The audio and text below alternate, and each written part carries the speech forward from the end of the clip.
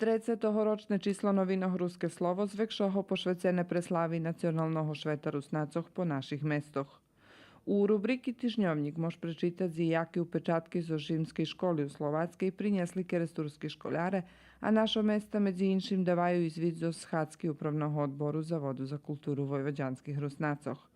Ekonomija piše o 183. skupštini keresturskih remeselnikoh i podnjimateljoh, a tu informacija o počatku žimskih prepodavanjoh za poljoprivrednikoh u ruskim keresture. Rubrika Ljudserok i život predstavlja Georga Maroševića, operskoho i dramskoho scenografa i skulptora z Njemeckiej i maljarku Helenu Krkljuš z Gospodincoh. Duhovni život ponuka teksti o stretnucu dvoh parohijnih karitasoh u Kocure i o označovanju kirbaju u manastire šestroh služebnicoh u Kuli. Čitače na boku sportu doznavaju veci o žimskih sportskih baviskoh u ruskim keresture i u naših mestoh, a dodatok u novinoh medzi prostor za kafu i vyključenja.